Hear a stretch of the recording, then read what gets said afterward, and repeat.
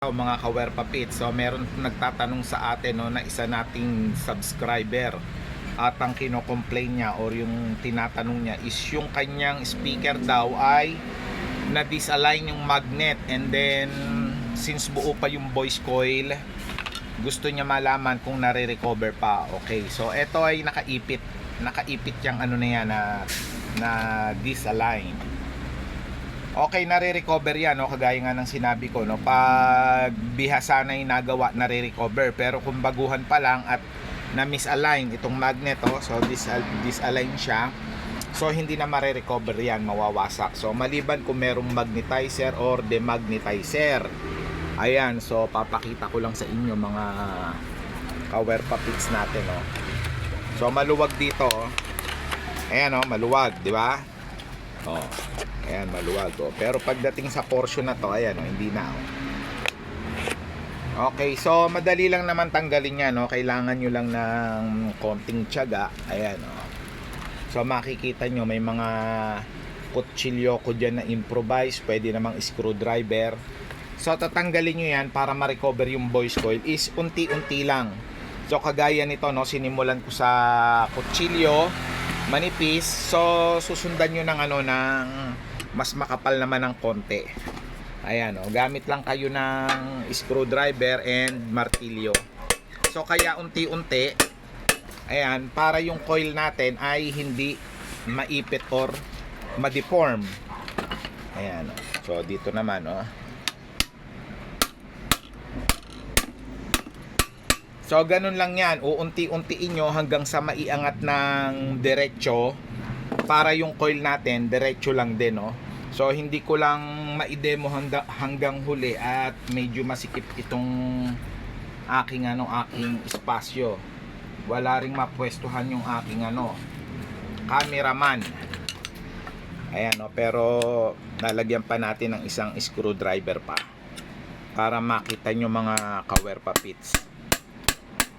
Ayan, no? So maluwag na to, ibig sabihin, ayan, no? Kumbaga tapos na yung kanilang roll. Ayan, oh, tapos na. Okay, so forma uli. Ayan, oh, medyo malaki lang yung kinakain na space, eh. Kukuha lang ako saglit ng flat screw.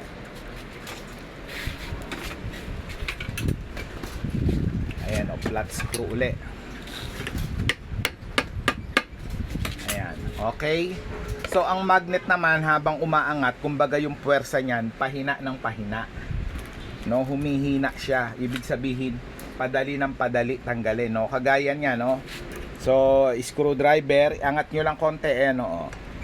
Suksukan niyo ng na pwedeng cutter. So wag niyo isasagad, baka abutin yung voice coil. So marami tayong pwedeng pwedeng ipang-ipit diyan, no, kahit mga bakal, ganyan, no? Kagaya nito, shafting na electric fan.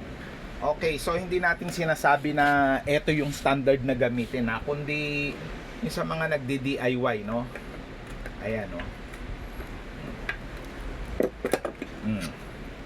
Diba, oh, nakaipit. So lipat ulit tayo dito.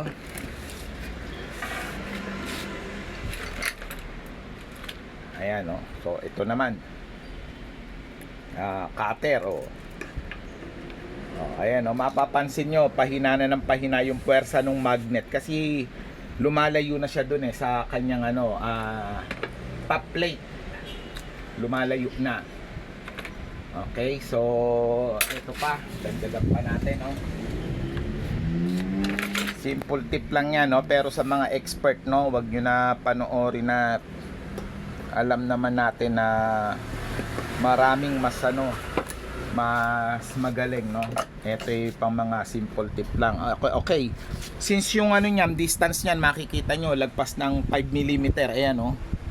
So try nyo hugutin. Okay, partner, pakidiin lang konti, no.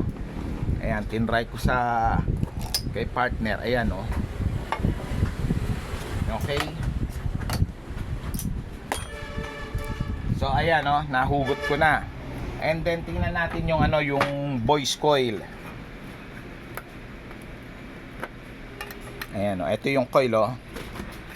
So Nga pala, no, bago nyo hugutin yan, syempre kailangan kakalasin nyo na yung ano, yung cone kit.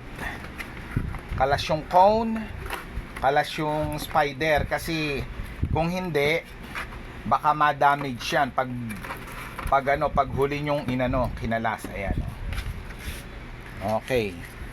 So ayan, no, napakaganda pa ng voice coil. Walang ipit, walang baluktot. Ayan, so may gas-gas lang siya konti, ayan, no, pero mukhang madadali pa naman natin yan, no. Okay, so yun lang, no, mga kawerpa pits, no, pa-like and share naman, no, para merong iba pang matuto at para madagdagan ang ating mga viewers at subscriber. Salamat.